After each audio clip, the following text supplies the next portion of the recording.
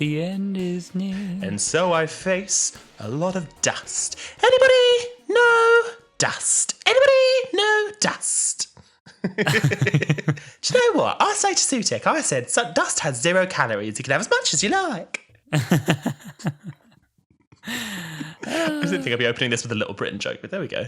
There we are. It happened. It's Matt Lucas. You're allowed to because it's got a Doctor Who link. Just exactly. And David Williams.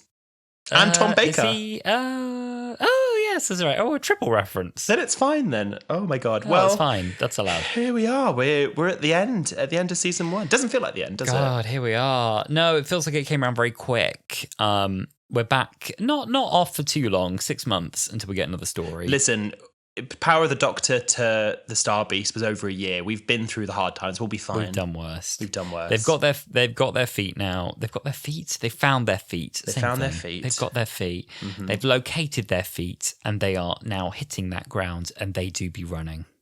That was a very poetic way of saying that. I love that. Was it? Yeah. I'm not being ironic. That was quite fun. Well done. My mind. I'm tapping my brain. You can't see on the pod, but I'm tapping my brain. You know that clip was like, honestly, I'm like a mind of master, a mastermind.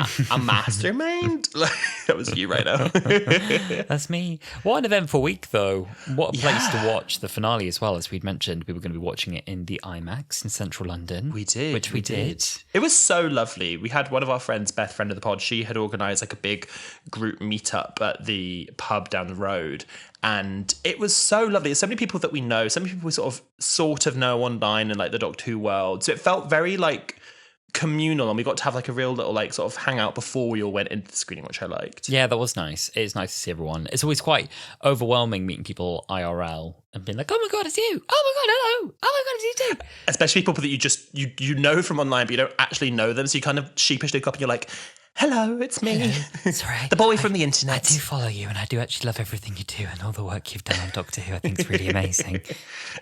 Do you want to come on our podcast? Do you want to come on the podcast, please? Exactly. No, it was so nice, though. It was nice to catch up with everyone. And then I think we're all in consensus that, my God, it is awful having to watch Doctor Who at midnight, but at least we're doing it together this time. Awful. Yeah. Awful. At least we were doing it together. I thought the vibe would be improved by being midnight. It partly was. It was for the actual screening, but the second it ended and you realise you need to get 2 buses home in the middle of the night, and you're kind of starting to sober up a bit, and you're starting to digest the episode. You're a bit like, oh, this is quite rough, actually. I know, and then the tin cinema wine starts to feel like it was tinned, and you're a bit like, oh, I'm ready for my bed now. And the IMAX as well was so big that to leave to go to the toilet, which I did after The Legend of Ruby Sunday. Mama, I got lost. I should have gone down the front. I went down the back, which goes back. I went down up the back stairs. too. I know, and you have to run down 5 flights of stairs to find the toilet. I know! It was so intense. I felt like Jackie in reverse doing that bit. She was like, "Yes, fire extinguisher." Oh my God, help me! Like you trying to like phone for someone in the cinema. Like me trying to find the toilet. Me and our friend Josh, I decided I was going to go to the toilet. I didn't want to go to the toilet in the break in between. So for anyone who went to the screening, it's also really nice because it was happening all across the country, which I liked. But they did the Legend of Ruby Sunday at 11, and then there was a 15-minute break, and then they were showing Empire of Death. And I knew everyone and their mum would be running to the toilets in the break. So I got up like 10 minutes before the first one ended because I was like, I've seen this one before. I've done a whole podcast on it. And then our friend Josh sort of tapped me from behind. He was like, are you going to the toilet? And I was like, yeah. And he was like, I'm coming with you. So we like both kind of ran those flights of stairs together and made it back. It wasn't very long. 15 minutes to get through a queue of about 40 guys waiting for the toilet was quite a lot, actually, wasn't it? It was also funny, the audience, because we're so used to going to like a galley cab as our main sort of get together for Who fans, which is like at galley cab you get a lot of the gays and the girlies, and at this one you get a lot of men, just men. Yeah, a lot of blokes. I was like, a lot of blokes. And I think that slightly confused the vibe because we were ready to kind of woo and cheer. And when they redid The Legend of Ruby Sunday, when they played it again, when Sutek's name is revealed on the screen, I was like, woo, which I thought me too. Silence. Just me. There's a bit in, I mean, we'll get into the episode, but there's a bit in Empire of Death when the Doctor's sort of referencing different times he went to Earth, and he says 2005, and I was like, woo! And then the person next to me tapped me and was like, shush. I was just, I was like, okay. Which it was, I was like, I thought that was the vibe, and it wasn't. It wasn't. Vibe, and it was. Should we spill the tea on the special guest and what happened at the beginning of the screening? Oh, let's. So I think the BFI realised that they slightly cocked up because they sent out this email the day before the screening, and they were like, please be in your seats for 10:45 so that, you know, you're in time for the special introduction. With, I think they might have said with a special guest. I think they said an introduction from a very special guest or something like that. Right. And so the special guests in question were from the BFI and from the BFI across the road as well, the South Bank BFI. Yeah. Right. And like, lovely guess, but they should have just said that's who it was. Yeah. Because they jumped on and were like, hi, everyone. Just to manage expectations, an email went out yesterday. It is just us, actually. They're like, we probably should have just said guest. Yeah, it is just us. And then they brought on Frank Skinner, but I'm not convinced that Frank Skinner was meant to be on. I think they may have just gone through like the attendee list, pulled out Frank and gone, hi, Frank, sorry to bother you. He did say he got free tickets. Okay. That's what makes me think he probably was invited, but I think he like has ties to the BFI anyway, but he like came with his son and was just like, yeah, well, you know, got me a free ticket. And we were all like, oh. It was funny because like the way that I would have approached this, right, had they asked me to host and BFI, I'm available for your next event, I really am, was because it was like a midnight screening finale. I would have thought it'd be a bit more like, who's ready for some Doctor Who? Yeah! Ooh, yay! Who wants to see more Sutex? Can I get a cheer from the left? You know, or yeah, and so I thought it'd be a bit more like hyper. And they did do a little quiz and stuff, which was nice.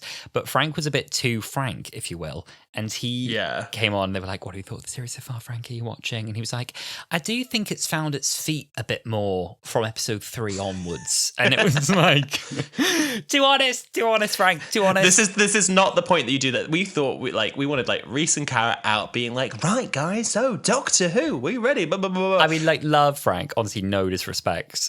Like, honestly, love Frank. Such a funny and sweet man. But very funny that he just came on and was a bit like, yeah, it's all right. Yeah, I know. Like, I'm watching it with my son and we're having a nice time watching it. But yeah, it's all right. It was a really weird way for them to like hype up the crowd. That quiz you mentioned, I didn't really realise. I was like, chatting with my friends around me, and I was like kind of half listening.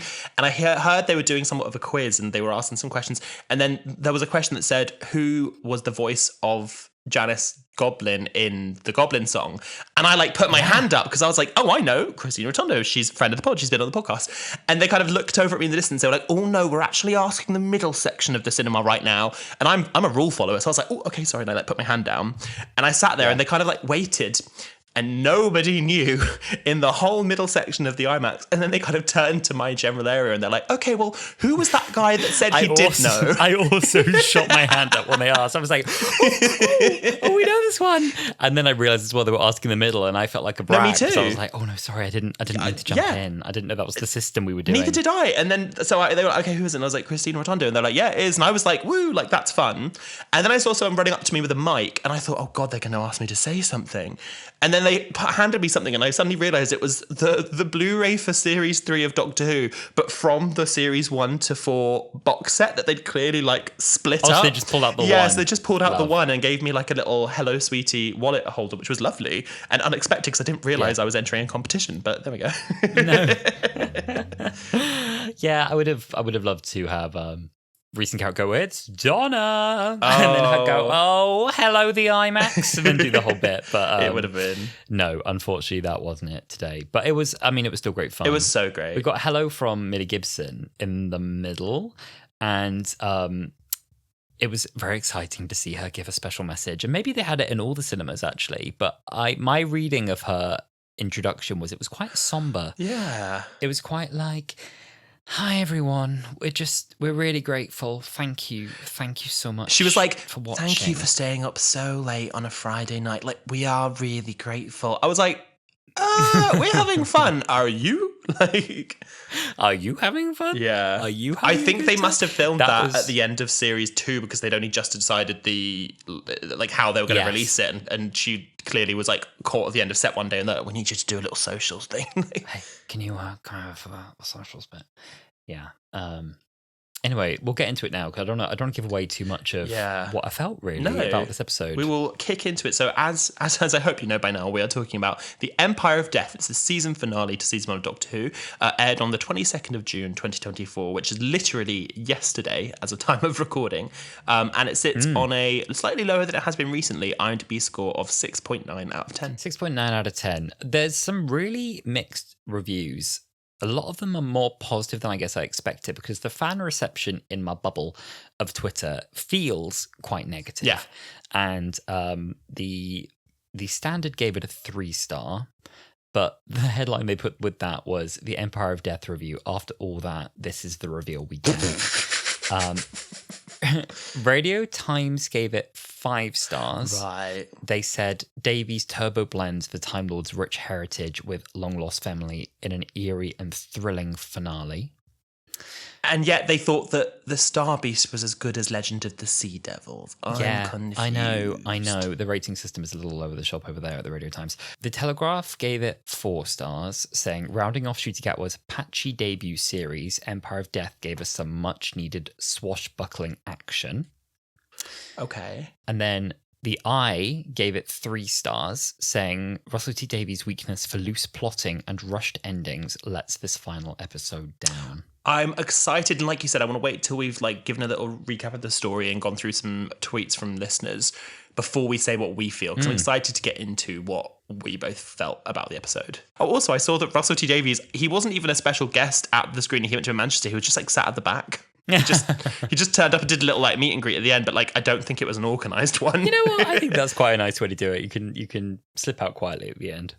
Exactly. Well, please go on iPlayer, go on Disney Plus, wherever you are in the world, and watch The Empire of Death. Give it your views. But for anyone who wants a quick recap of the story, here you go. Picking up straight from the last episode, Susan Triad unleashes Sutek's dust of death upon the world. The Doctor and Mel race away from it on her motorbike as the sand engulfs London. They call Kate, but she and the entirety of UNIT are soon swept up by the dust and killed, along with everyone else on Earth. Mrs. Flood holds Cherry Sunday, saying, I had such plans. They meet Ruby in the time window, and their memories bring to life a remembered TARDIS full of pieces from its own history. Sutek, his Harbinger, and the real TARDIS materialise in front of them, and we learn that he's been riding the TARDIS since he last met the Doctor. Every place the Doctor ever went, Sutek released a version of Susan Triad, and they're spreading his sands across time. The Doctor can't work out why they're being kept alive, and escapes Sutek's grip by flying away in the memory TARDIS. They fly above the Earth and watch as the dust of death engulfs it, along with every other planet, star, and sun. The universe is dead, and it's all because Sutek followed the Doctor on his travels, which the Doctor blames himself for.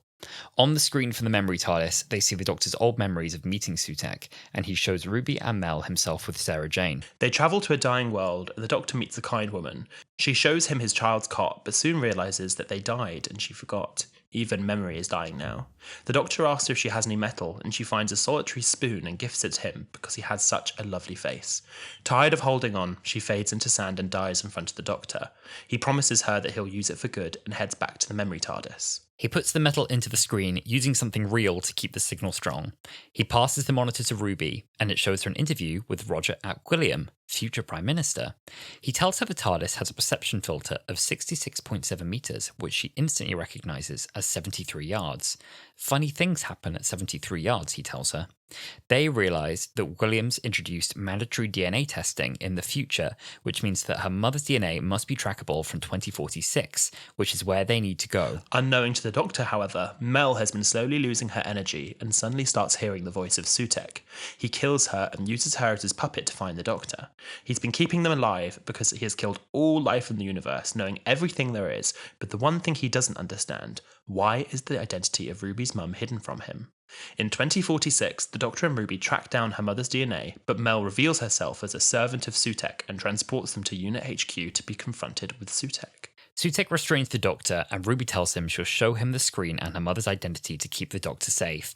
Once she gets closer to him, however, she smashes the screen and hooks a smart rope to Sutek like a collar.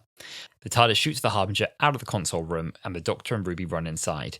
They materialize into the time vortex, taking Sutek with them. The Doctor tells Sutek that he will bring death to death, and when that happens, you bring life.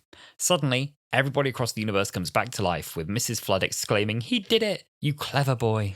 The Doctor tells Sutek that he must have won because he considers himself to be the bringer of life, but to keep the world safe, he has to bring death to Sutek. He closes the TARDIS doors, cutting them off and burning in the vortex. Back at Unit, Susan Triad's alive and offered a job at Unit, but not making the tea.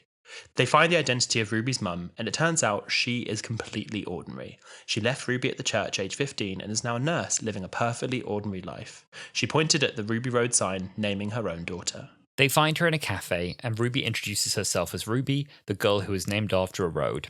They hug, and she's introduced to the Sundays. The Doctor materializes the TARDIS in Ruby's flat, and though she wants to stay with him, she knows that she needs to stay with her newfound family. She tells the Doctor that she loves him and leaves, and although he doesn't say it back, we can see his heart break. He flies away, leaving Ruby looking through the family photos with her family and her newfound birth mother. We pan up to the roof of the building where Mrs. Flood, dressed in a fluffy white hooded cloak and an umbrella, tells us that the story of the church on Ruby Road has come to an end. However, life goes on, and the story of the mysterious traveller known as the Doctor's story ends in absolute terror. Night night. Night night. Well done on that summary, Sam. That was stellar. Thank you so much. Writing that earlier was not easy, and it also did really good. Leave me asking some questions of wait, so how did that connect to, and how do, but we'll get into it. But thank you, I appreciate that. You nailed it. You made that feel weirdly simple for a very convoluted episode. Thank you. I appreciate that. That's very kind to say. Thank you. You're very welcome. Well, should we hear what our dear listeners thought? Yes, as always, we've reached out to you on our X account and we asked for your thoughts on the episode, and here is what some of you had to say. Ezra said, "That was incredible. I have so many notes that I took and quotes to write down that it took hours to watch because I paused every 30 seconds. Mel, Kate, I saw both coming, but it was still painful. The end was terrifying. What's coming?" William said, "I've watched it twice and feel a little disappointed. It feels like a bit of a messy finale for a disjointed season. I loved the scene where Ruby speaks to her mother, but laughed at Morris's machine guns. With Brig and Shirley, do all unit mobility aids have hidden weapons?" Dragzilla said, "Pretty disappointed if I'm honest, especially after how great The Legend of Ruby Sunday was. I feel like Sutek's return deserved a 3-part story. I really wish we had 10 episodes this season instead of 8. Very fair, very fair. Wildberry Dan said, "As with the rest of the season, I fully understand the flaws and criticisms people may have, but it was just so full of many strong, memorable moments for me that I can't help but love it." T at Pity No Stars 12 said, "It had its moments like Mel with the Co and Shooty basically calling himself the god of life, but ranked up against RTD's other finales, then it's last, I'm afraid." Christopher Jones said, "Many great emotional moments, but too many leaps in logic, and the way the Doctor won didn't make a lot of sense." Unknown KRSM said, "Personally, I loved it. I found Sutek's demise satisfying, and I knew that the Doctor had figured out something was wrong with Mel and came up with a counter plan. Using Sutek to reverse everyone's death, including Colonel Chidozi, epic." And finally, Scott Morris said, "Apologies to Billy Piper, but Mrs. Flood is the moment." Peak camp at the end and loved it. Slightly disappointed at first with the build-up on Ruby for that reveal, but I get what RTD was going for in the end. Just wish we'd had a longer season. Whoa, that is a really fair, I think, spread of feeling. Yeah. And I think as well, what does do well on Twitter are sort of memes that sort of poke fun at certain moments or poke holes in the plot. And so I think there is an easy skew towards your feed getting full of people kind of ripping an episode apart. And that's not to say as well that isn't fair, because there's been a lot of really fair criticism. There was a TikTok I saw of someone saying how essentially they feel like this episode, the reveals, basically broke a contract of trust between kind of the viewer and the writer, in that we were given all these kind of clues and hints and we were told to expect a big mystery, but a lot of that was quite empty. It didn't really amount to anything. We were sort of looking for clues and told to look for clues where there weren't any because there was no reveal to be had.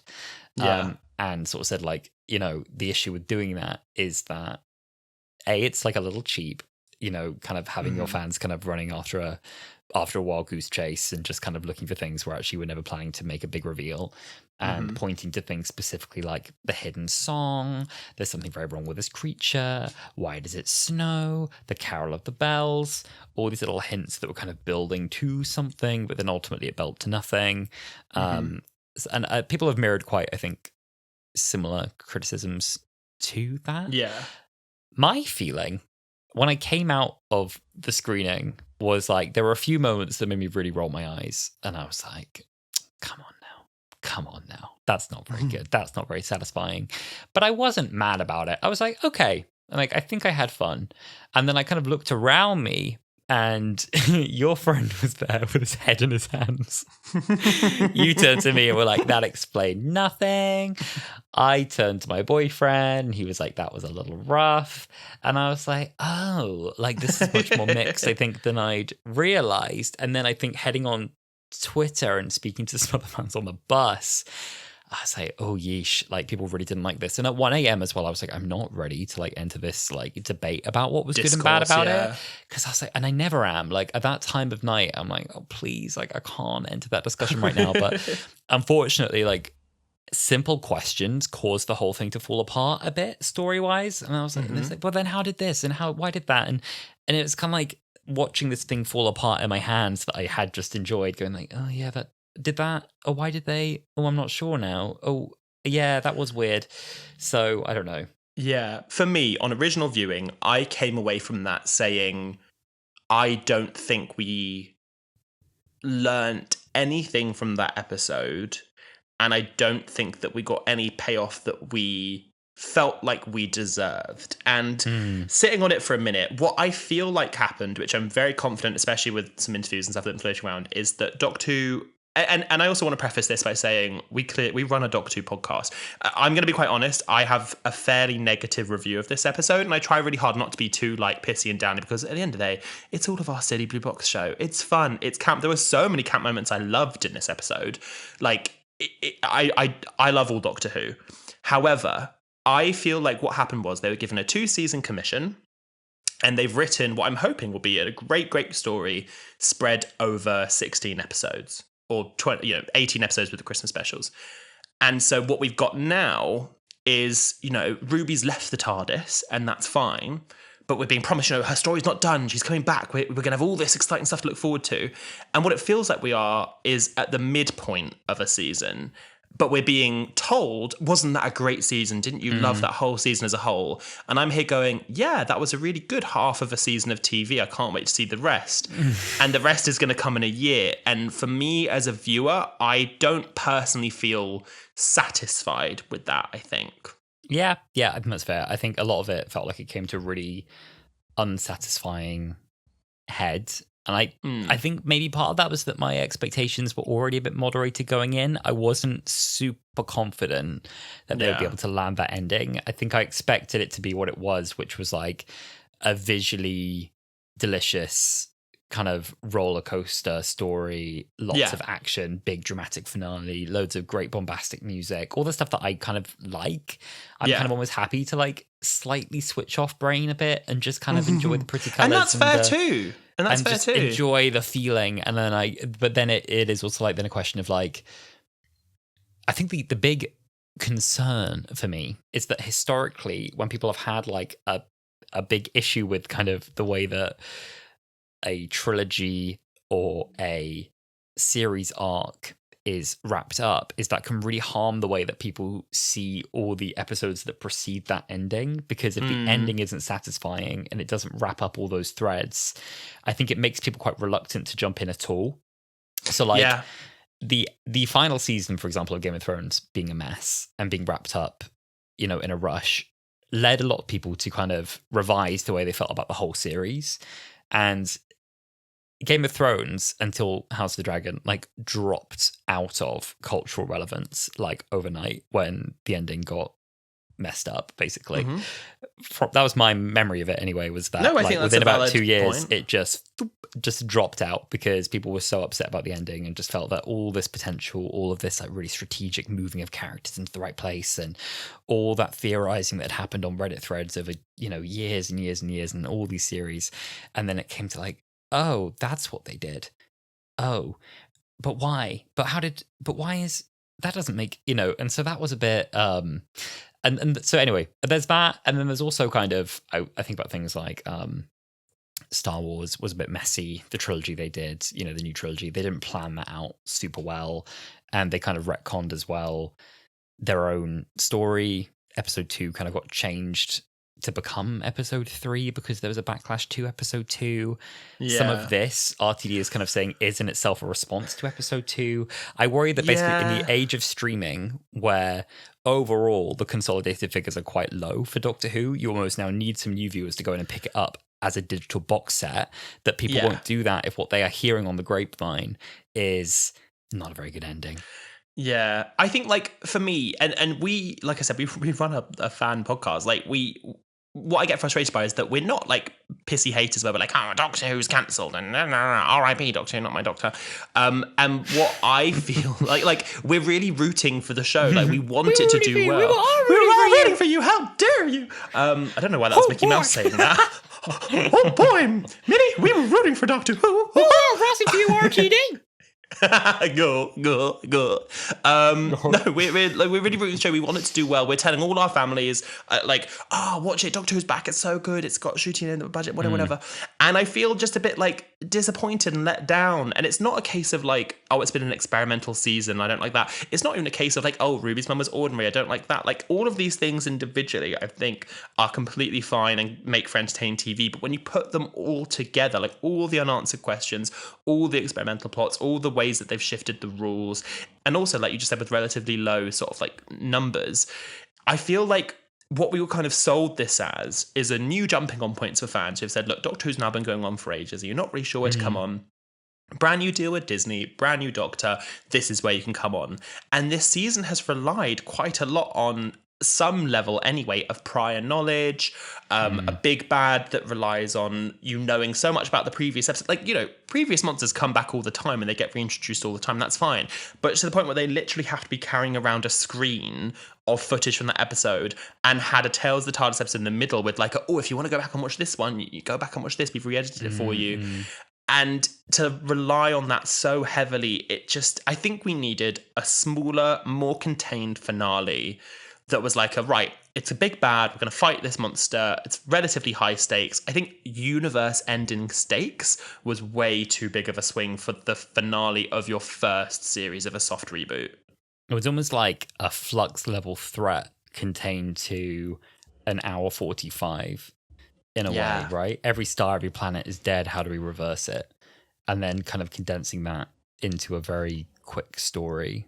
Sutekh wasn't really peppered, either was he, through the series. There wasn't really, no, not unless at all. I'm naive, there weren't clues that you could have guessed at, like the one who waits. That didn't mean anything to us. I think where people got the idea of Sutekh from was from the trailers with the sand.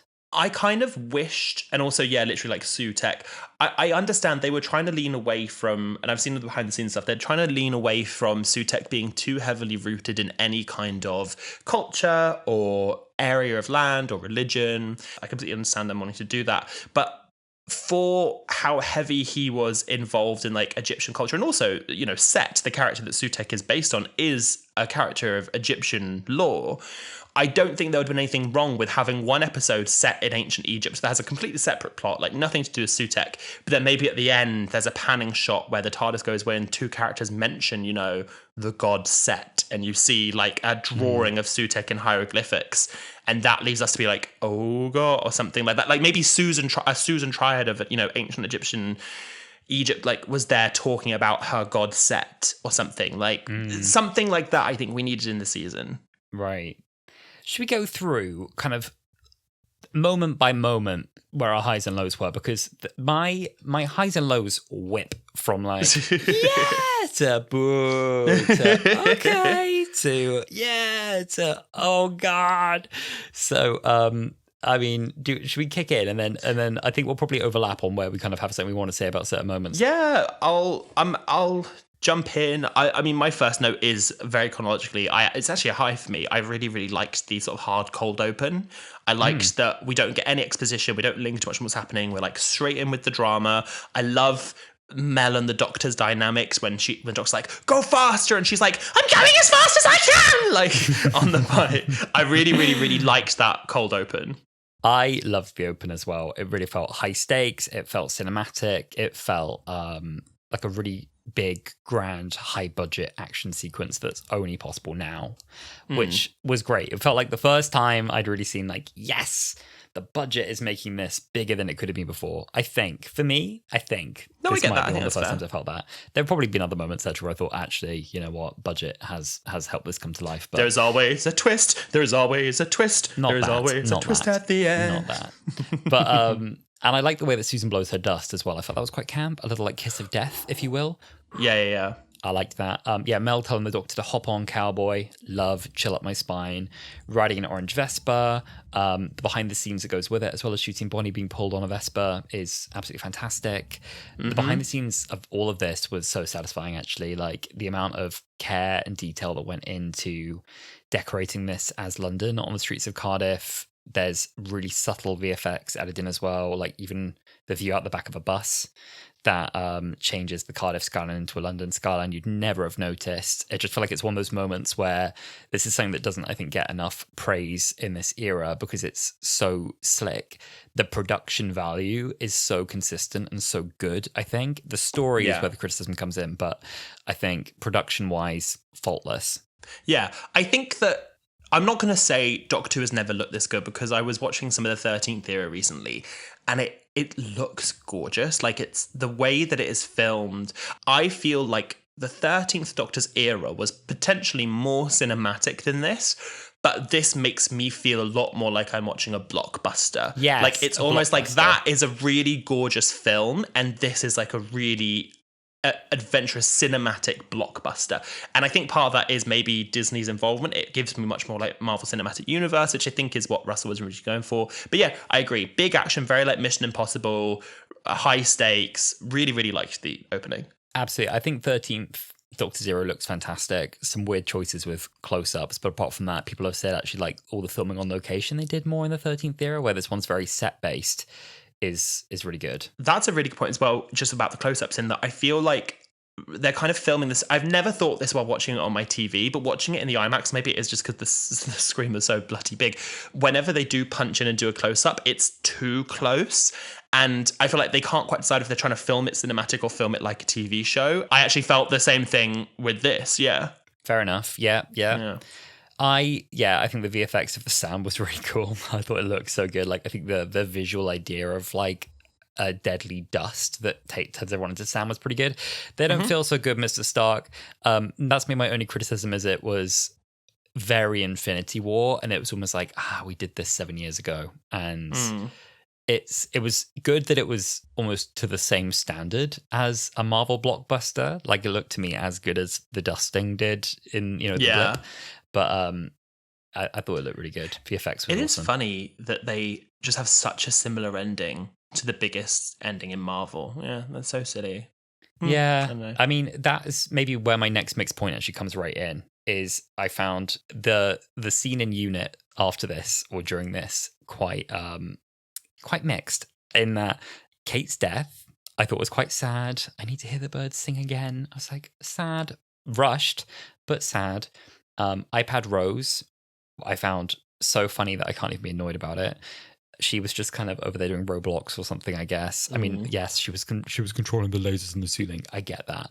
I choose to believe she was texting Donna, Mum, please pick me up. She was texting 14 saying, you have a TARDIS. Does it have a giant dog on it? Like, yes. Yeah. I feel like this, everyone's dead ending should have been the ending of part one. At that time, at that moment, it would have felt A, almost too close to Infinity War, and B, such a giveaway that next week's episode is going to be a big fat reset button. I didn't mind that because, like, I agree with you. I think that it probably should have been, I think the cliffhanger should have been everyone being dusted and maybe Kate dying or something, because I don't mind when everyone's like, oh, the second that Kate died, I knew there was going to be a big reset split. I'm like, honey, the whole world died. Like, you didn't think this was going to be a big reset split? I agree with you that I think Kate's was quite emotional because I actually believe that she was like, that she's, whether or not we think it's going to get undone, she did die. And I liked that she called the doctor and she was like, this is Kate Stewart signing off. I hope that there'll be a day when the birds sing, please let there be birds. I felt like an emotional connection to that death, because whether or not I knew it was going to get reset, which to be honest, of course we knew it would, she was still going through it in that moment. And but the juxtaposition, and seeing Lenny rush on his little sort of moped with the gun as a 13-year-old, being like, there's like one close-up shot of him being like, and I just think that's quite funny. Yeah, I'm not mad about the reset ending. I mean, it was clear, right, that like facing anything this big, you'd either need to have a very overpowered doctor to counter it, for Ruby to have superpowers, which I think is what most people expected, or for another god to come into play, which is maybe what we thought was going to happen with like Mrs. Flood. Another high, Mrs. Flood. I loved her revealing that she is her own thing and being like, then tell your maker I will come to storm down his gates of gold and seize his kingdom in my true name.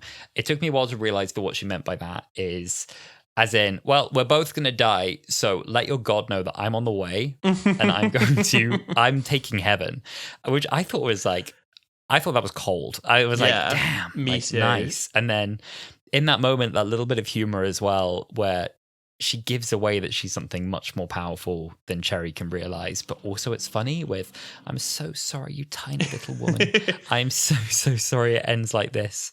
And even when she comes back and she's like, oh, yay, I can still do my evil plans. Yes. Like, because in the last episode, we were like, oh, she's a follower of Sutek or whatever. And I like that, like you said, as soon as we see her again, we're like, oh, no, she's something else. And I actually really don't mind, in this whole sort of era of unanswered questions, I don't mind some unanswered questions. I actually I don't care that we don't know who Mrs. Flood is yet. I like that mystery, and I hope we do find out. But like, I like that she, was at the end. She's like, oh, you clever boy, you did it. She clearly knows who the Doctor is. She was like, you've never seen a TARDIS before. And the end bit as well, I know I'm jumping ahead, but the ending of her on the roof where she is dressed up in like her favourite like Christmas edition of Mary Poppins' outfit. And she's like, it ends in absolute terror. Night. Like, I'm excited to see her. That moment in the cinema when it panned up to her, and I think a few people already had their head in their hands, and she's on the roof in her very Romana 1-esque fluffy coat with her fluffy umbrella. I was screaming. I was like, oh my God, this is exactly what I personally required to round out this episode. Yeah. Was this sort of nonsense of her going like, and it was all a very happy ending for the Sunday family.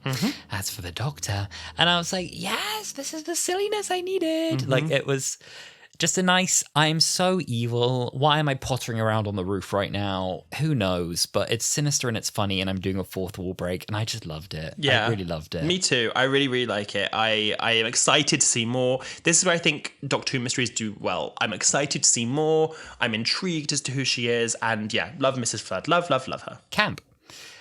Now, a neutral for me, a mixed, if you will, interested to know what you think, the remembered TARDIS. So a theory that I discussed with someone on the bus was that they may have basically written this in and built the set before they did the Tales of the TARDIS, and the Tales of the TARDIS may have come later as a bit of a shoot. We need to do more for the 60th. Can we expand the set a little bit and use it?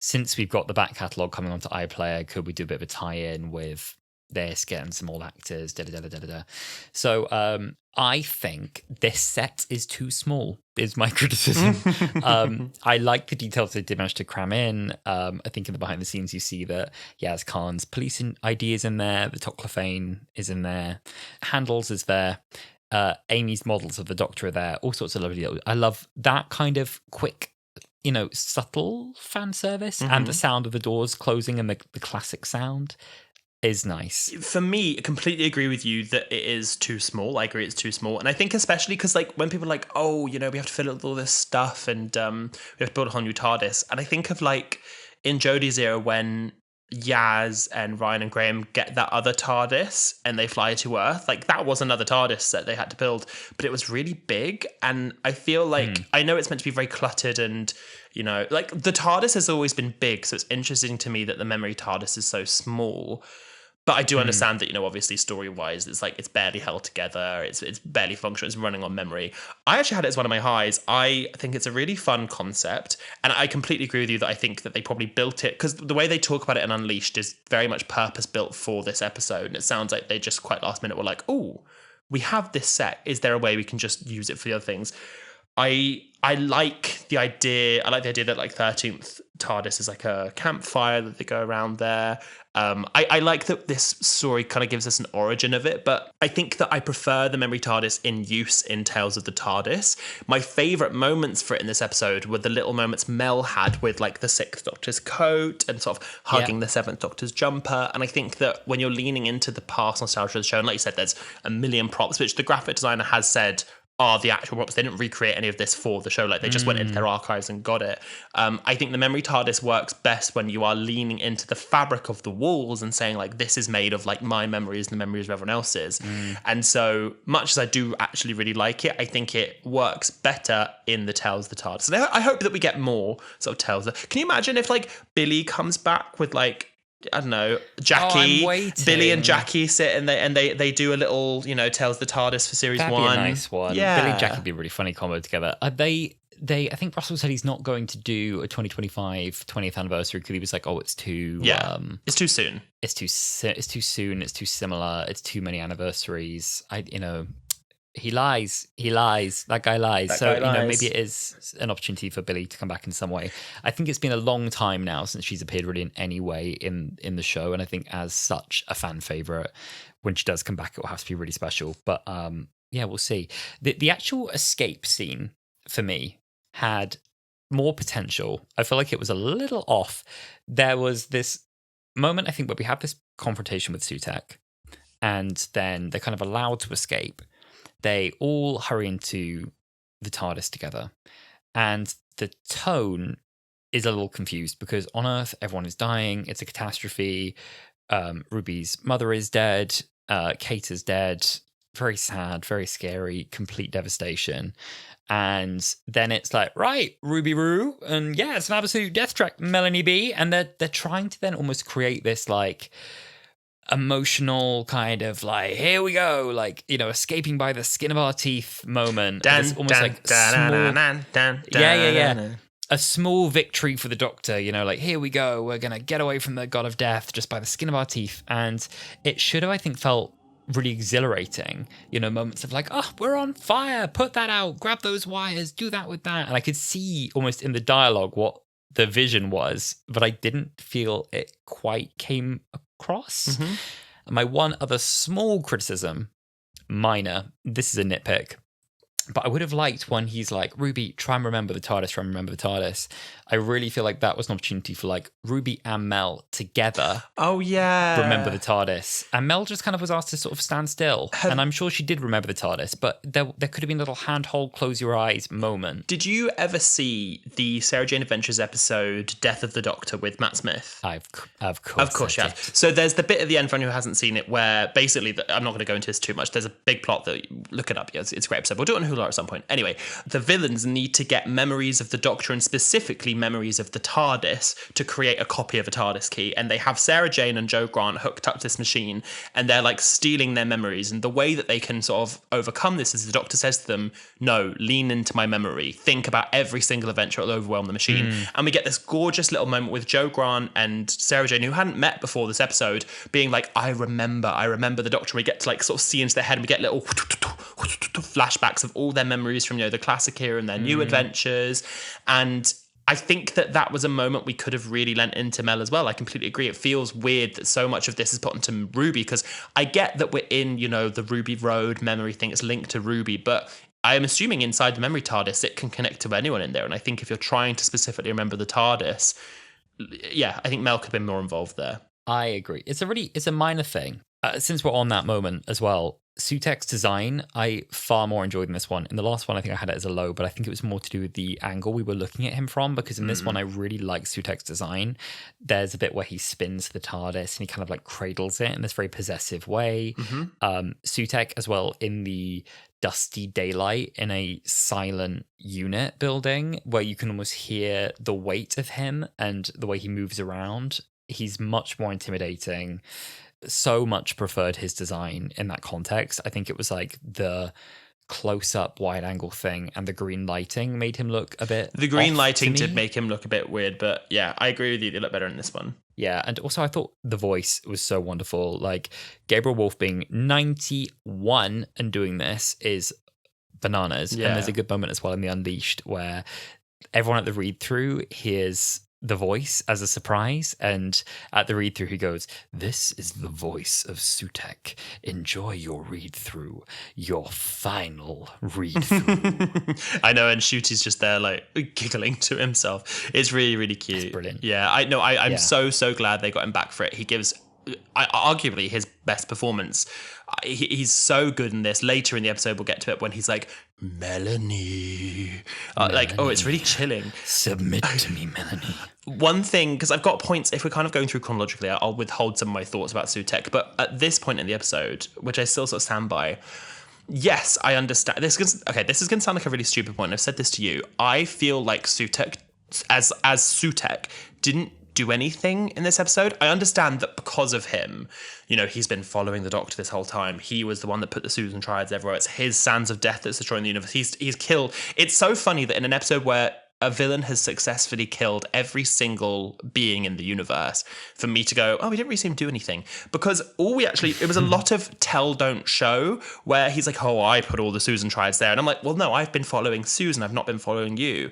And then whenever they release the sands of death, it's his followers that are like blowing them out of their hands. And he just spends the entire episode, except for the end, which we'll talk about again, where he doesn't do anything, just sat on the TARDIS talking. We don't see him do anything. We don't see him kill anyone. He's the god of death, but he never gets his hands dirty. And maybe there's something poetic there, I don't know. But for me, that wasn't as enjoyable, I think. I get you. He, I guess, used, like Mel and Harriet and all his servants, the Half-Life people, were like an extension of him. I agree. He didn't do a ton. I guess he was kind of just sitting on his altar enjoying the victory. Yeah. But yeah, he didn't seem to like even like especially relish in that. They could have. We'll come to this in the ending.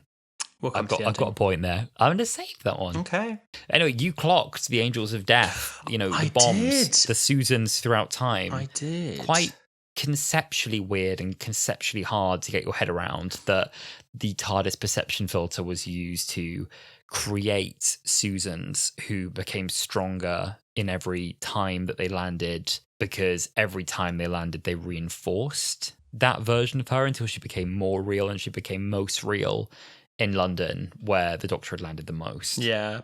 I want to pat myself on the back because I actually feel like I guessed the entire first 10 minutes of this episode.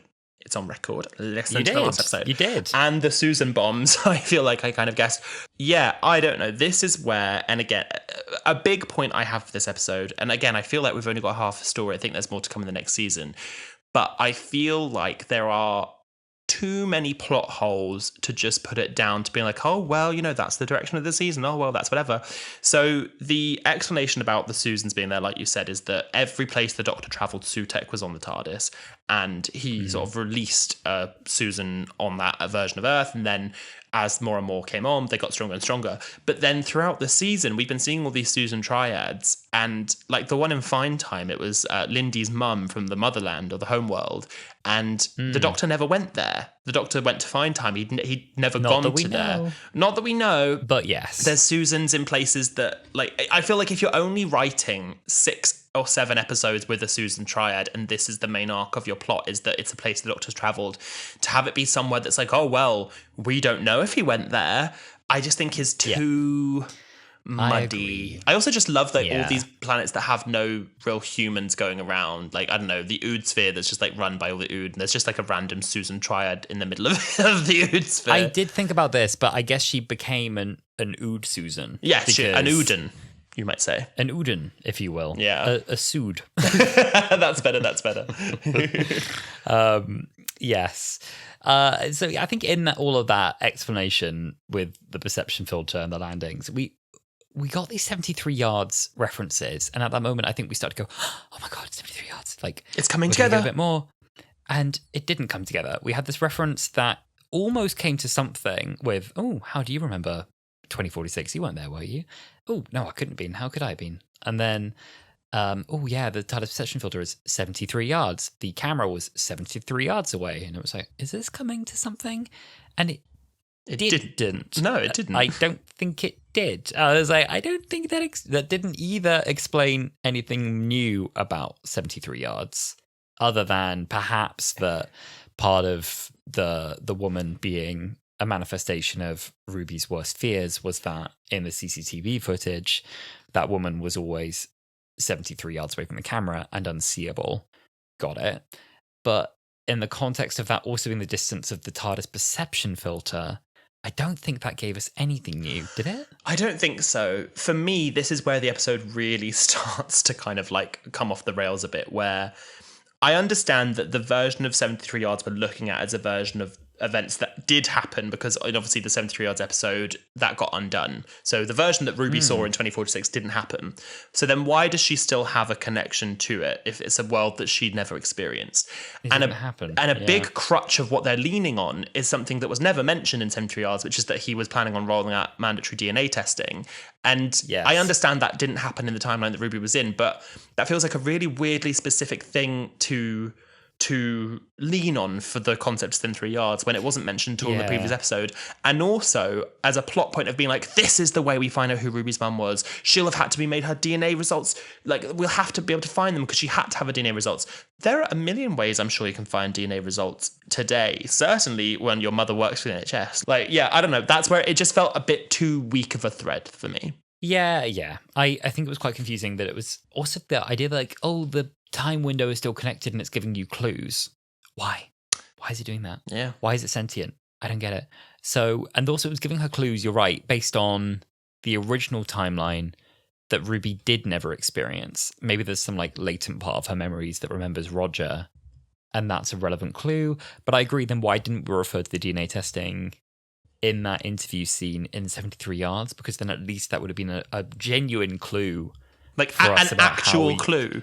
A real clue that we could have used, and that wasn't given. So that was strange. Yeah. I think that was confusing. That as well, we had this like, oh, I was here at his downfall, and that was the original timeline. Means the 73 yards timeline, didn't happen, as we know. My boyfriend understood that, which I take as, again, a litmus test of a more casual viewer, did they? And he was like, yeah, obviously. And I was like, okay, good. Yeah, we got that. I didn't think Fine. it was wasn't obvious, too but anyway. No, I didn't either. So not that I wasn't trying to patronize him, but I was like, did we all get that? Because, I've spent then all the time, like, reading on the Reddit threads and trying to understand 73 yards. So I was like, did someone else get that who didn't care that much? When Mel is leaning in the TARDIS and you can see her sort of like the doctor says something to her and she's like, did we? He's like, yeah. And she's like, oh, I forgot that. And that's how we start getting those little clues, what's going to happen with her. And that's where I think like clues and teasers and stuff work well. And then you start hearing like Melanie in her head. And that, as soon as that happened and, they're tracking her from unit, and I was like, oh, we're so fucked. Like that was, I really, really liked that. And then when you're in the government building, this is where you watch an episode of Doctor Who back again. And because I've watched it twice now, and you start going, I missed that. Because then when the doctor holds her hand and she's like, oh, don't worry, you can rely on me. I didn't even think anything of it, really. But obviously I knew that, I didn't think the doctor would notice. But then when I watched it back and I watched Shooty as he held her hand, he did stop, look at her hand, look up at her. And I was like, you did notice. Yeah. I don't want to toot my own trumpet, but I did notice that first time. And I turned to our friend Josh and I said to him, he just checked her pulse. So I was like, ooh. Yes, Mel being dead reminded me of Asylum of the Daleks, where we have these kind of sleeper agents for the Daleks who don't even know they're dead, and they kind of are already infected and they can become animated corpses at any point, and none of them are alive. And they don't even remember when they died. It kind of reminded me of that, where she's walking around and maybe she doesn't even know she's dead. And I found that really scary. And him holding the hand and realizing she's too cold and sending her outside to keep watch was good. A horrible fate. It reminded me of Gwyneth when she's gone under the arch in The Unquiet Dead and she's talking to everyone and the doctor's trying to get her out and then she's just staring ahead and he touched her and he realised that she's already been dead for a while. Like, that's what that reminded me of. That is always a good creepy reveal, like they're already dead. I just, unsettles me. Yeah, I agree. I like the way they also started to portray the death wave, I thought was good. So we move Yeah. out of just the literal sand harming people and killing them. We then come on to the idea of a death wave, and she says, oh, there was this man, he said it's perverse, but it moves backwards through Now, who generations. was he? Who was the man? Who was there? Another mystery, we never know. And we'll never know. But I didn't mind that, because I was like, oh, there's, it's been some weeks, some months, people have realized something is wrong, some people are dying slower than others, maybe further away from kind of like the event origin, it's taking longer for people to die. I really like that scene. Sian Clifford I thought was really good. Mm-hmm. I thought she was brilliant. I did always have it in my head, Claire from Fleabag. Don't make me laugh. Don't make this funny. I look like a pencil. Claire, it's French. But I thought she was sweet. Brindle D was a ridiculous name for a child. I think I turned to Josh and I was like, Crystal D? Like Crystal D, Brindle D. Yeah.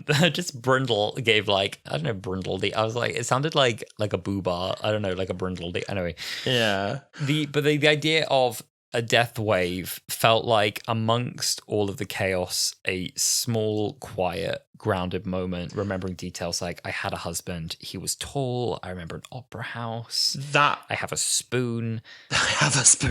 That was, no, exactly. I have that as one of my big highs of the episode, because I think that in this big like spectacle of an episode, you really need a little grounded character moment. I thought that Sian Clifford, gave a great performance. I'm kind of sad. I hope she comes back in a different role, because I'm sad she's such a great actress that she got such a small role. One of my favorite scenes in there is the scene with her baby, because when I watched it originally, she was like, oh, the doctor's like, who's the little one? And she's like, oh, I think I have a baby. And I was a bit like, oh, it's one of those things again where, like, production-wise, they don't want to have to get an actual baby. So we'll just see it from behind and we'll just say it's there. And then at the end, she kind of looks and she's like, I think my baby's dead. And the doctor sort of looks and goes, I think it is as well. And we realize she's sat there with like the dusty corpse of her baby that she doesn't even really remember if she has. That is where I was like, oh, these are the moments where I really connect to this story and I really care what's happening. Scary. And then like the payoff at the end when we get that fight, because I feel like it was maybe missing at the end, which we'll get to again, a big like, Phantom Menace or Journey's End moment where we see all the different worlds and we realize everyone's safe, and just to have that little scene with her and her baby with like no real soundtrack, it's mainly just you're hearing like the river and the trees and the birds and she's there bouncing her baby. That I think was a really lovely payoff to this scene. I so agree. I found that moment really haunting. Like, I think my baby died, didn't she? And I forgot. I found that really sad. And you realize on second watch that when she gets up to greet him and she's like, all I've got is this, I don't know, basically coffee. And she comes over to him. She says to the basket, hush now, darling, but it's not making any noise. I know, I thought that too. And I was like, oh no. But I thought that was a lovely moment. And I like as well that she didn't have to be, in that moment, that worked, that she didn't have to be anyone important. There was all this hype last week about the kind woman and she's got a vital object. In the end, it was a spoon. And I quite liked that the vital object was a spoon. Me too. Because for me, it took me back to something said in Time Crash with the Fifth Doctor meeting the 10th. And he's like, oh, I remember you, you're saving the world with like a teapot and a piece of string type thing. And look at me, I'm wearing a vegetable. Yeah, the silliness and resourcefulness of the Doctor. And it was almost like, like a spoon. Like that's the item that matters in this moment is a spoon. And I liked that. That's where, no, I agree with you. I think that's where in Doctor Who, I don't think people should be dissecting everything. Because like, yes, you could argue, why is metal precious? Like the sound wave isn't killing metal, it's killing living organisms. Like there should be metal everywhere. That's where I'm like, look, don't think about it too much. For the point of the plot and for this, it works really well. And I agree with you that I think that works well. And this is where having someone a bit hyped up be someone completely normal works really well, which isn't my thought on Ruby's mum, but we will get to that. But we will get to that. Another weird spooky moment that I think really worked in this like eerie stillness of death across the universe, because it's so like inescapable and complete that there's that moment of like Skaro and like the Daleks are dead, and it's just like a moment of like, wow, like the Daleks are gone, and then just looking at each other like, yeah, I guess. Two very, very quick lows, since we're going chronologically. One, I didn't like the Doctor's meltdown about, it's my fault because I landed there and I thought it was fun. I was like, grow up, get over it. Yeah. Not your fault. You didn't know Sutek was on the TARDIS. Boring.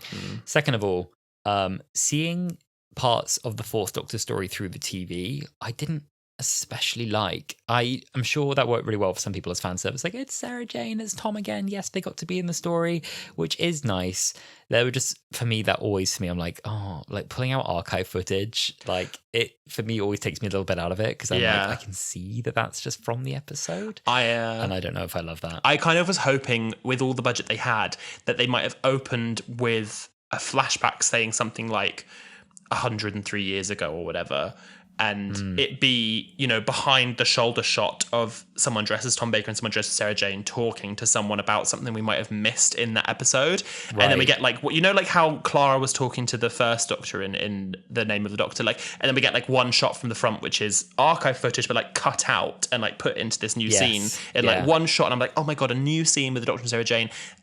That's what I wanted. But I agree with you that it does feel almost a bit cheap. I think that it works well for like Tales of the TARDIS. But then when you're doing it in the context of an episode, and they're like, it's your memories. I'm like, why are his memories in a 4:3 aspect ratio with the camera over there? Like, you know what I mean?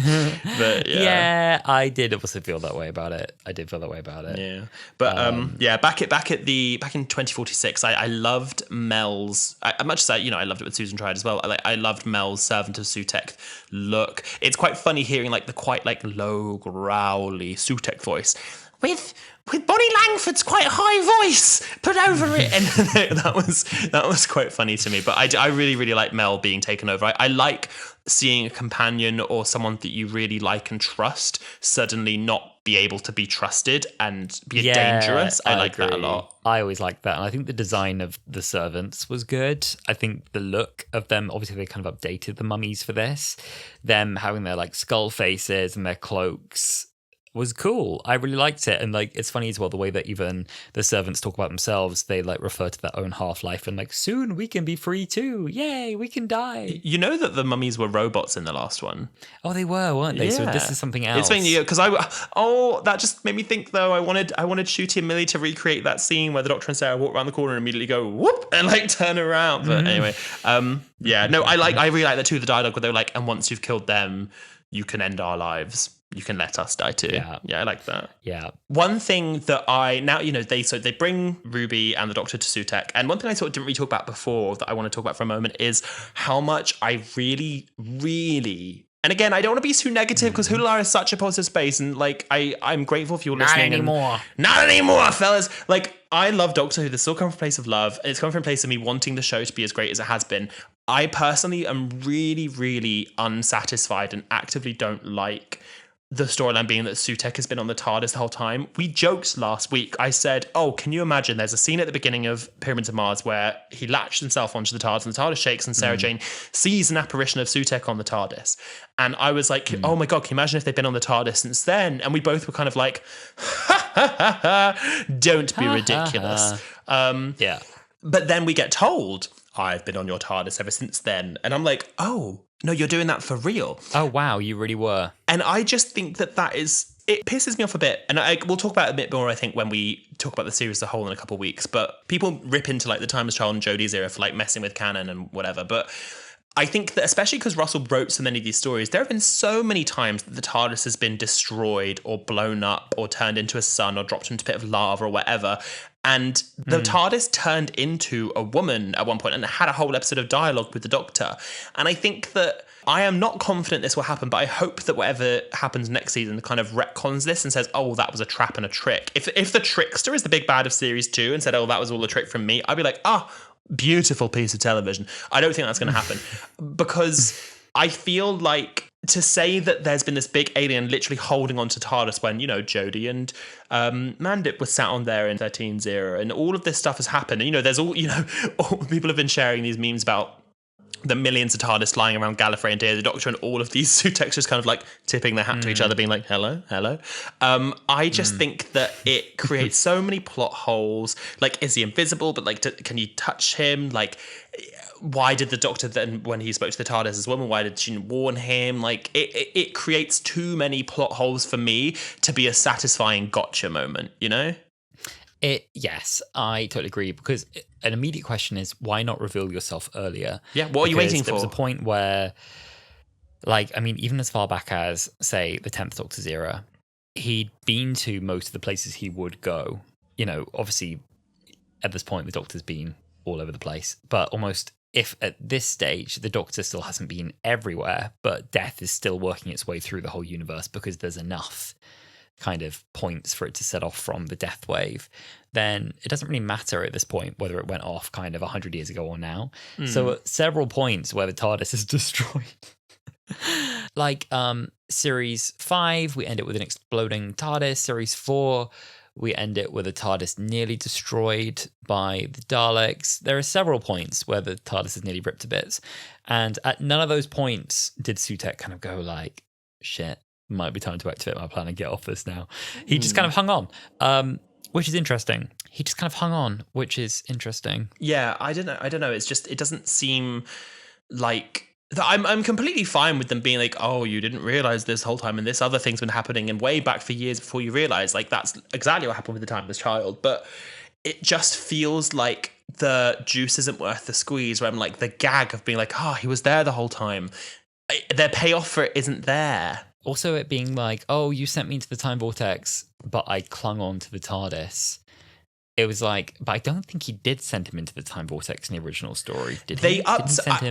It wasn't clear in the way I read it when I originally watched Pyramids of Mars, and it was that like rainbow design, was that it was like a portal between one place and another. And then when they reanimated the original, they animated it to be the time vortex, and then they were like, I see it's the time vortex. And maybe it is just me missing something with the Pyramids of Mars, but I feel like they really changed it a bit in there to fit their story now, and that is a bit, and also like, why is the TARDIS from Wild Blue Yonder suddenly making groaning noises? Like, I think it's fun to think of, like, you know, when it landed on Crop Tour, it was making those groaning noises, and the Doctor's like, oh, it seems kind of queasy.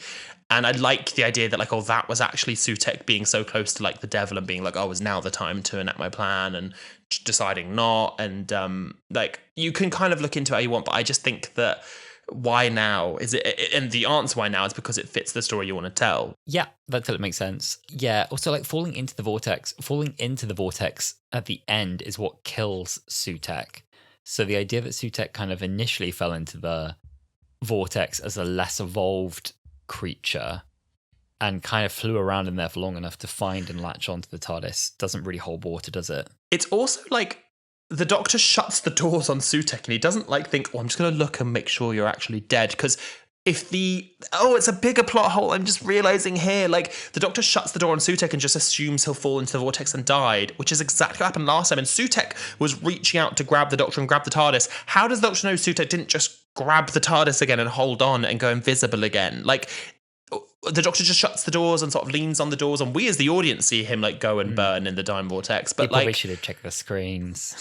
Sure. I don't know. But yeah, I'm not sure why it burnt him this time. I'm not sure. Yeah, I agree, because last week we were so satisfied. We were like, oh, that's why the TARDIS has been flying funny ever since the Children in Need episode. No, that was irrelevant. That had nothing to do with it. That's just a chaotic landing. Oh, okay, cool. So that like moment of like, oh, is gone.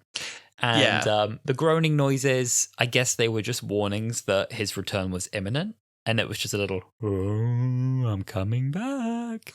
But it didn't mean anything new, because the TARDIS was clearly quite content being possessed, I guess. Yeah, but this makes me feel like the Doctor can't trust the TARDIS, because the TARDIS has been known the whole time to communicate with the Doctor, even when they can't speak. Like, it communicates with the Doctor in its own way, and there was never any indication of warning. So at this point, I would feel like, you know, the Doctor's been riding around inside me, but you have been like on me and with me this whole time. And it didn't seem to like put up a fight when Sutekh decided to show himself. No, it was quite happy to betray Sutekh. This is my new boss now, so. I guess you could read it as they talk about kind of how Sutekh seduced the vessel, and that maybe in that moment of putting Sutekh on his leash and removing him from his immediate attachment to the TARDIS has a moment of, I'm back. I can see clearly. I don't want to have this thing riding on my spine anymore. But that's all stuff we're putting into the story. That's not anything that was in the episode. It's stuff that we are like, oh, but it could have been this and it could have been this. And I feel like, yes, there's a space for theories and what ifs and could have beens, but that doesn't make the episode better, you know? Yes. So to come on to this, my other thoughts, a big low, which I think is a bit silly, is that Sutek effectively landed in 2004. He saw the one thing that he didn't understand, the one thing beyond his comprehension, which was the identity of Ruby's mother, and for some reason cared enough to keep Ruby and the Doctor alive long enough to have that final mystery resolved. Now, that could have worked, I think, if it was written in a different way. I think if the commentary there was about kind of like Sutek almost himself becoming enough of a Doctor Who fan and wanting to know the next part of the story that he could never quite follow through on killing the Doctor, it could have been interesting, but it wasn't quite that. It was just kind of almost his curiosity about that final question, but why he would be so invested in that detail didn't quite make sense. It's two separate things to me, and I've been talking to my boyfriend who has watched this entire season, but he is a very casual viewer. He hasn't really watched it before like the 60th, and he was saying he thinks they needed to focus on either the mystery of Ruby's mum or the power of Sutek, and they're two very separate things. I think they were trying to write them to be interconnected, and they're connected, and one is with the other, and but no, I just think they're two completely separate things that they tried to loosely write a plot for. I actually, with the scene with like the leash, I think that's funny and silly and camp, and I don't mind that, but this whole thing about, oh no, Ruby's mum is like unknowing, and you know, there's no way in the universe we can find out who she is except if we just do a quick Google, like if we do a DNA search in the future. We do a DNA search in the future, but then in the far future, on, you know, when the ambulance zaps Ruby, who is, you know, one of Sutek's followers, they're like, oh, next of kin, unknown, and she's, who's my next of kin? That really was just a system glitch. That really was just a system glitch. It's really. And also, we'll get into it. When the TARDIS did a scan of Ruby, we know he initiated a scan of Ruby, I think, after Space Babies. I think it was, Space Babies, yeah. We never saw that scan complete, but there's no, like, what is the TARDIS scanning against if not a universal data bank of everyone's DNA from all points in history? Like, shouldn't it have already had that information? This is where, so I was saying before about how, like, oh, this is where the episode falls apart for me. This is where I kind of see the ashes of the episode on the floor, because nothing is satisfying here. And it's not even about being satisfying. I don't even feel like I'm wording it well. It's that nothing is a good enough of an explanation to explain why what's happening is happening. Yeah. The other thing I think they didn't hammer in enough was that it wasn't just a piece of rope that they latched onto Sutek, because it appeared that way to me, but it was a piece of smart rope, like the same smart gloves, as the smart gloves, and that he is using the same technology, the language of ropes that he is using in the Church on Ruby Road with the goblins. He's learnt that, and he's created a bond, a physical molecular bond between Sutek and the TARDIS with that rope that is kind of as strong as it can be. So that link, I think, wasn't quite strong enough. In today's episode of Plot Device. Yeah, I mean, when you rewatch it, you can see, okay, Ruby's got the smart gloves on, that's why she's so strong. The rope is not an ordinary rope, it is a smart rope, and maybe it should have had some effect on it to make it clear. Honey, it's the same as saying salt. Oh, it's smart rope, that's why it works. It's smart rope. Yeah, and also, we haven't used smart rope at any point. Maybe it should have been the rope that they landed on, the master rope from the goblin ship. Maybe they should have kept that rope, and it could have been the same rope. They could have got into the TARDIS and gone, it's the rope from the goblin ship. I think, and again, like I said, we'll get into it more when we look at the season as a whole, but specifically talking about Sutek's demise, when you look at it after Maestro, after the Toymaker, after all these things, I don't mind having Sutek's demise be at this smart rope. Silly, fine, whatever. But then the other god that we looked at in this season, Maestro, their demise was that they were trapped in a piano. Okay, fine. And then you look at the Toymaker, and their demise is that they lost a game of catch. And I'm like, no, you can't introduce three gods in the space of what's effectively one season and have all of their demises be this like silly little throwaway, oh, well, we did it. Like, it just makes it so cheap. In a way, I wasn't too mad about that, because I was kind of like, well, in myth, often how you defeat a god or a god defeats another god is with silly games, with tricks, with traps. And the point I guess they made in the Devil's Cord was like, with the gods, you only get one chance with the gods, you only get one chance at one trick.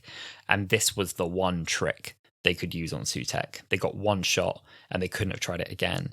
So I almost wasn't too mad, because without overpowering the Doctor and giving him some silly god powers, as we've done in series 3, hated that ending, hated that resolution so much. The Archangel Network and making the Doctor like a glowing Jesus character. That was, for me, far, far, far weaker than this. But yes, I mean, ultimately, this resolution, I'm not mad about it. Like, it was silly and I liked it. And actually, I quite liked how they made Sutek quite pathetic at the end. I know a lot of people, I think, felt that that was especially bad because they were like, it's the god of death. You can't just tie him to a rope and take him for walkies. I felt, actually, that this whole series, especially the narrative in Boom, has been quite anti-religion and anti-gods, and about bringing these gods down to a certain level and, being like, you're a big... What does Ruby say in this? She's like, you're a big fat god of nothing or something. And they kind of almost like drag them down to that level. And dragging Scrappy-Doo through the vortex and making him look really pathetic, I actually quite liked that moment. It just makes me wonder why they're using the language of gods so much, because like you could call these people deities, you could call them members of a pantheon, you could call them whatever. And I think specifically in a season where you're using magic so much, to be relying on calling these things gods makes me wonder, well, what is a god in this universe? Because Russell in behind the scenes says that what basically happened, which I feel like they did talk about in the episode, but maybe wasn't very clear, is that Sutek is an alien. In the previous one, he is an alien, like in the Pyramids of Mars. And what happened is that he clung onto the TARDIS and was in the time vortex for so long and exposed that for so much that he evolved into this Titan. And then again, Russell does this thing where he says like, oh, and when the toy maker was introduced, then he really became like the god of this gods. And I'm just like, well, what is a god in this universe? Because I can understand like an alien evolving into like a Titan. Maybe if they use the word Titans, I don't know. But like, sorry, Russell. If Sutek reached god status, say he crossed that threshold at some point in the time vortex spinning atop the TARDIS, which is a visual I enjoy that makes me laugh.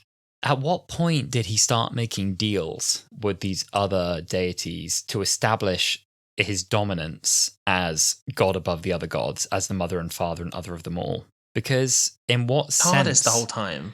He never left the TARDIS. So at what stage did that hierarchy take place? At what point was there even a Pantheon meeting? Because Sutek never left the TARDIS. So unless they came to him at some point, I don't know. Do you know what I mean? I don't even see how they... But also, like, the toy maker was in the very first series of Doctor, not the very first series, but with the very first Doctor, in like an otherworldly place. And when he came back for the 60th, we were like, oh my God, this is huge. It's a toy maker. And when Sutek is the oldest one, I understand that when he's introduced in the Pyramids of Mars, he is an old, alien. But it feels to me too much like they're like cherry picking areas they like from classical and whatever and saying, oh, and they are all actually this thing together. And it doesn't, it just feels... I just hate being so negative about Doctor Who because I love Doctor Who, but it just feels like sloppily put together and they go, oh, don't worry about the plot holes, Salt, the toy maker, Doctor Who, magic. Yeah. And it's magic. It doesn't feel satisfying enough for me. It doesn't feel, feel satisfying. And I'm the person who, when we reviewed The Devil's Call, when we were talking about, oh, what's the explanation for the song? I'm here going, oh, we don't need an explanation. It's fun. It's silly. It's whatever. But I feel like when you've had a whole series of too much fun, silly, whatever, it just becomes silly. It needs rules. It needs rules. And I still need to know why that musical number happened and why it rained indoors. It still bothers me.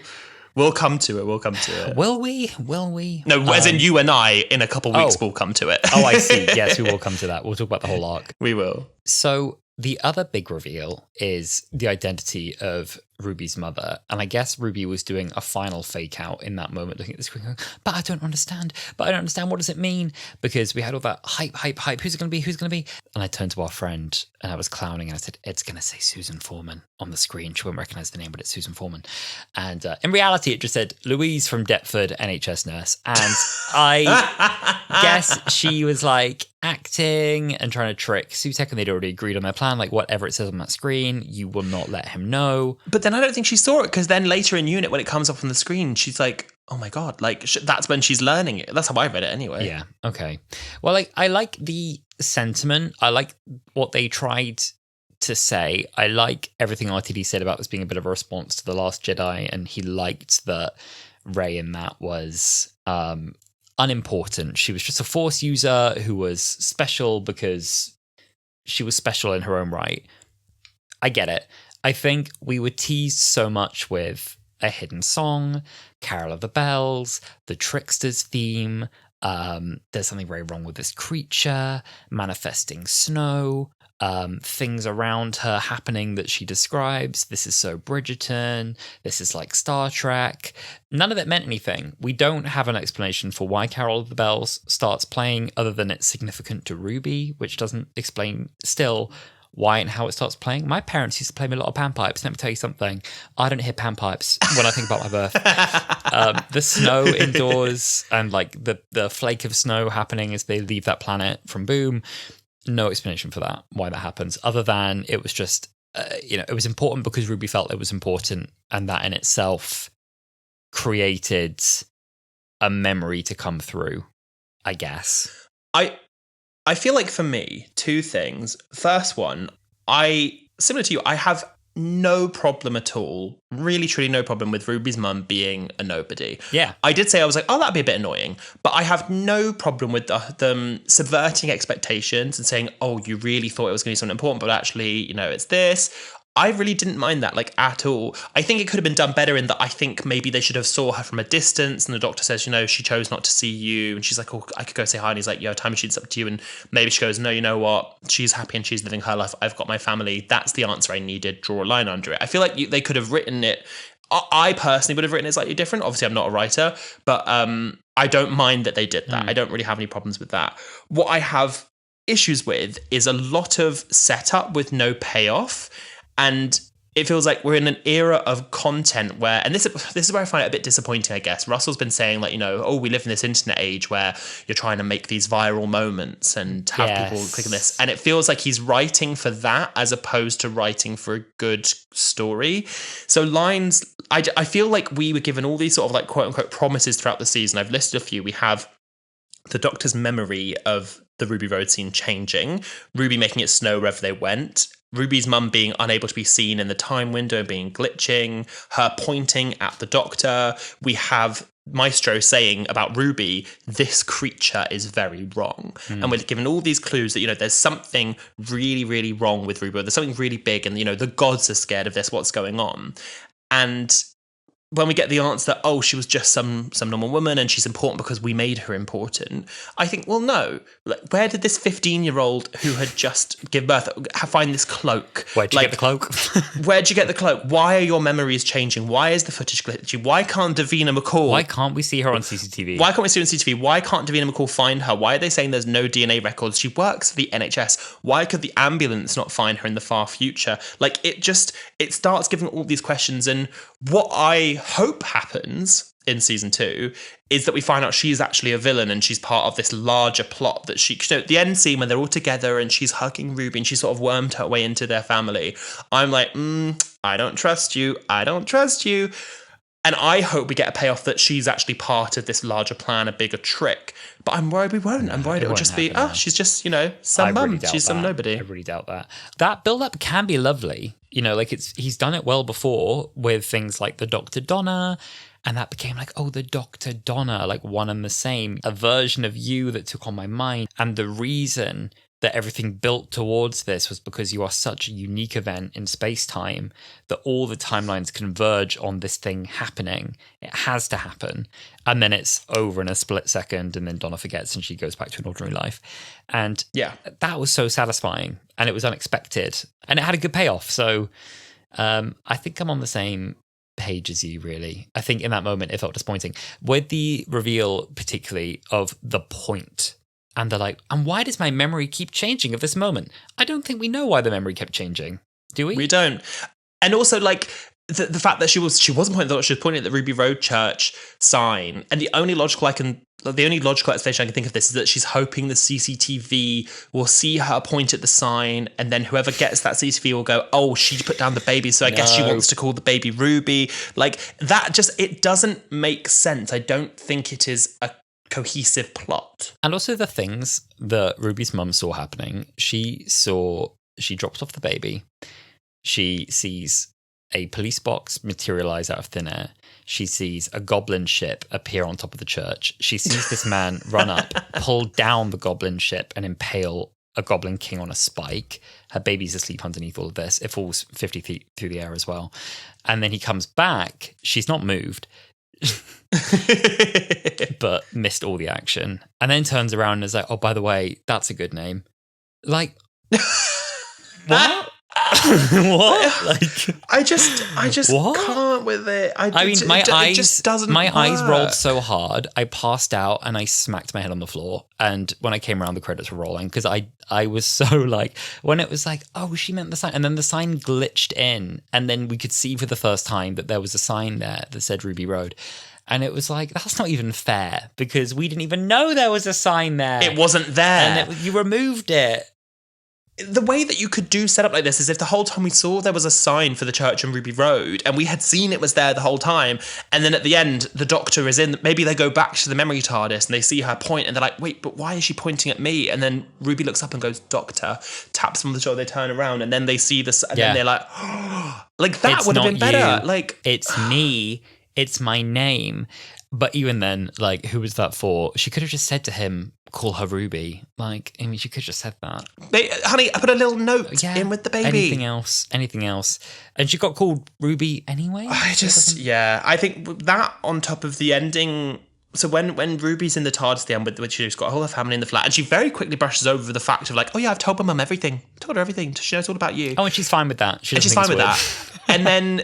So she leaves the Doctor, and I don't know about you, and this is why I get sort of reinforced this idea that we're not actually at the end of this story. Like this is the midpoint in a big story arc. Right. Because Ruby leaves the TARDIS, and it's meant to be sort of like a Martha farewell where she's choosing to leave. Like, she doesn't really even want to leave, but her phone's going off, and she realises she's got all her family there, and she has to stay with them, which means she has to say goodbye to the Doctor. But I just didn't have any real emotional connection to this scene because I was like... A, I know you're coming back, and B, this doesn't feel like a goodbye. Like, it feels like all right, well, I'm going to go do this, and then see you in a bit. And it didn't warrant the kind of send-off emotion that it seemed like they wanted from the audience. So for me, all this was quite mixed. The actual, I guess, reunion, I'll say first, with the mother, when they meet, was really, really lovely. I thought that was another one of those grounded human moments that Russell T Davies writes very well, and that I thought was quite a tearjerker. I was named after a road. Welcome back, M25. And I thought that was lovely. I didn't like how in the TARDIS later she refers to her as her real mum. Yeah, I hate that. Interesting, given that she'd gone with birth mum the whole time, and the whole thing was like, there was such an emphasis on like, but actually we can see my mum on Christmas Eve. We can go back right now, and it's Carla. Carla is her mum. Carla raised her. Carla loved her. But anyway, that's just a choice with the writing. Fine. Then the actual goodbye was a little mixed for me. So full circle moment with the outfits was quite nice. Doctor wearing the same outfit he wore on that day that they met. She's wearing something very similar. It's a little bit of a kind of full circle. Well, here we are again. Ready for the next adventure or not? And I like that he asks her, where do you want to go? Because he knows that she hasn't got that drive anymore to leave. And she's like, wherever you like. And that's his like confirmation of like, you've checked out. This isn't right anymore. Like, he's almost asking to check, like, this is it, right? And I like that I'm mixed on this. I like a bit that we get the cold Doctor who's devastated that he's losing another companion. They've got a life without him. They've got a family without him. He's still on his own. But it's a shame that he seems to have undone that whole lifetime of learning he's meant to have done as 14, which was Donna teaching him how to be part of a family, how to stay still in one place, having a family. He has a niece now in Rose. He has Donna, his best friend. They spend months living in France together. They travel the world together. Mad Auntie Mel. So why now it's like, oh, you don't do that kind of thing, do you? Yes, you do. That's what you learned to do. It literally feels like if such a big part of this arc from the 60s going into now is that he has learned how to be with family. And it's not even a case that I think he has to stay with her. It could just be a case of like, hey, this isn't goodbye. And when she's like, will I ever see you again? He's like, oh, definitely. I'm going to go now because I don't stick around families, but you will probably see me again. He could have just been like, look, you need your time with your family, and that is completely fine. You know how much I care about you. I'm going to give you your space. I'll come back for you. I'll come and see you. I'll come see you soon. You know, best keep the kettle on because I'll be back. Like that kind of... And when I come back, he could have, what would have been a nice moment, think about it now, he could have reversed Martha on her and could have done you better, when I call, like, you better come running. Like, you better stick around. Like, you know, hey, have this. And he gives... Keep an eye on the phone. He could have given her a number to call the TARDIS, you know, instead of the other way around. She has a phone in the hand. Yeah, I don't know. Yeah. I just think that I think that my big thing is that you and I are not script writers. We are not script editors. And for us to be able to coming up, and you know, all of the people that I've sort of heard theories for, to be coming up with plots of like, oh, it could be this, and it might be this, and it should have been this. And for me to be like, all of this would have probably been better. Like that, it just doesn't bode particularly well for me. And again, I hate being this negative because I'm not a particularly negative person when it comes to Doctor Who, but I don't feel like it's warranted it. Yeah, I mean, there's a lot to like about it, right? Like, I like the dialogue where she says, your own granddaughter, you never, you know, you left her, you never came back for her. Cold and true, like a moment of like, why should I believe you're coming back for me? And then he has a good response to that. Like, I talk about my family now in a way that I didn't before, and that's because of you. That's a pleasant payoff. That's the impact of you.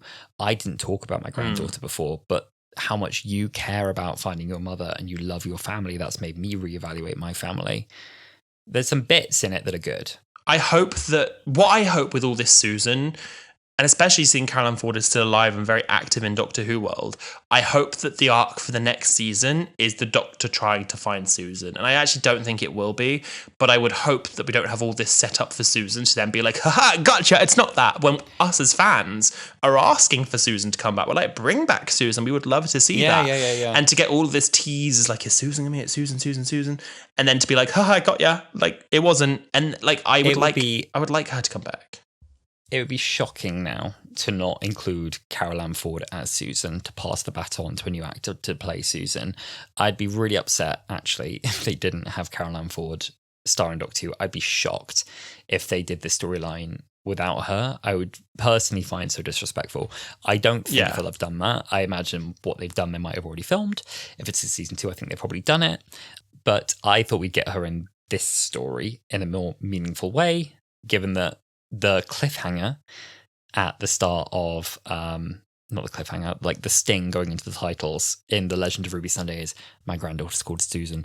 Ooh, dun, dun, dun, dun. And it didn't have a relevance, I don't think, apart from they just that was the trap. The trap, yeah, it was the trap. I don't know, yeah. 2 final lows. Cherry didn't get a tea, which would have been an incredibly satisfying payoff for the end. She did. At the end, when they're all sat at the table looking at the family album, she's got a cup of tea next to her. Oh, finally. Okay, earlier on, where she's like, we don't do hate in this family, she doesn't have a tea at that point. And I was like, she gets furious. it by the end. But they could have really done, there's your tea, love. And I would have been like, finally, like that wraps up Cherry's story. I mean, they kind of did that in Ruby Road, though. Like, she got it at the end of the Christmas I just think special. it would have been great to have a moment of like, and there's your tea. And then it's like, like, you know, but anyway, whatever.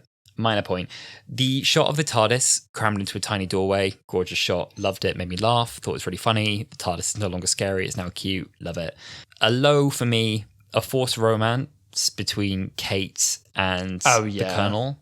Yeah. Hated that. What was that? Disgusting. A million lesbians screamed in their sleep. Yeah. And a mixed point, I think we may have given away for Gallifrey to come back again, bringing life to the whole universe. What did the Master use to kill everyone on Gallifrey the last time? The death particle. What's the opposite of the death particle? Bringing life to the death particle. I think everyone's back. Maybe. To be honest, I don't see them bringing Gallifrey back in any way that will link too closely to Jodie's era. I think if they do it, it will be in like an original way. Well, look, this episode has been an emotional, mental, physical roller coaster, but there's one thing that is constant on Wholala, and that is a little game. Oh, what's that? A little game of Camp or Damp! Oh my God. Well, for anyone who hasn't listened to Wholala before, this is a little game we like to play called Camp or Damp, where we look through moments from the episode we've just watched, and we talk about whether they are camp or whether they are damp. Alasdair, are you ready? I'm ready. The spoon that saved the universe, camp or damp? Oh, the spoon. I don't know if I'd say it was that camp. I think it was meant to be sweet. And I can't quite arrive at camp for it. That's fair. Not a camp moment for me. Sutek on a leash, Scrappy Doo, camp or damp? camp, really camp. I think him looking useless and flailing around, it was nice to, I think, reduce a god to a flailing nonsense and just have him kind of strapped onto a wire and scraping along the edges of the time vortex, inadvertently bringing life back to everything. I thought it was good. I liked it. Camp. Yeah. And finally, Mrs. Flood's Mary Poppins Romana 1 Missy Christmas fit, camp or damp? Oh my god, I screamed, I laughed, I cried, I did a shot. It was the best moment of the episode for me. Like, I clapped instinctively when I saw her. Like, just the pan up to see her in that coat before she'd said a word. Funny. Camp. Camp. Now, we do have a couple fun facts this episode. As I said, it's quite tricky finding fun facts for an episode that's just about, but I do have a few for you. So as you mentioned... I've got a couple for you too. Ah, gorgeous. As mentioned, the inspiration for the work was mentioned by Russell T Davies in the commentary for the track, where he said that The Last Jedi was a big basis for the real Ruby's heritage, which I do find funny because that was the part that everyone hated about that episode. You know, I actually always liked The Last Jedi. I'm a Last Jedi defender, and I quite appreciate, to be honest, how he looked at a controversial piece of media, as he did for The Timeless Child, and was like, I don't really care. I like that. I'm using it. And actually, on some level, I really respect it. That he was like, you know what? That was better before Disney messed it up, and I'm keeping it. So, with their money too. I'll make them pay for it. With their money. Mel's scooter in the episode actually has a future registration. So although this episode is released in 2024, it has a 75 on the registration for the motorbike, meaning that it was a vehicle registered between September 2025 and March 2026. Oh, so it's, are we in the future then? I don't know. It's tricky because Ruby Road, they so specifically say 2004 that I don't know why it would be like that. Feels very deliberate. Every single part of graphic design for this is so deliberate that I don't know why they would include that. If not, I don't know. Simply to fuel the unit dating controversy. Could be. Which is a story for another day. And my little fact, it's not actually a fact. It's a thing that I heard Russell say before the episode came out that I thought was quite interesting after the fact. So Russell said in the 16th to the 22nd December issue of the Radio Times that the finale is the most magnificent finale ever shot on planet Earth, adding, no hype, I swear that's true. Oh, so do you think that was the case? That's really unfair for you to make me answer that question. I think so many aspects of it were good. I think visually it was some of the best we've ever had. I think the behind the scenes and the production is dazzling. I can see absolutely how he arrived at that idea. Did it land? Did he stick the landing? In my opinion, he did not. Fair. That was such a political correct way of saying that. I appreciate that. I gave a clear answer at the end. You got a couple of fun facts for me, don't you? Oh, a couple of fun facts for you. So you'll probably already have seen this. Watch Dog 2 Unleashed, because A, it's just brilliant anyway, and I love the behind-the-scenes stuff. But a couple of fun facts. Sutek was semi-puppeteered. The team created a sort of green screen frame to control his head, so the actors had a reference to actually act opposite.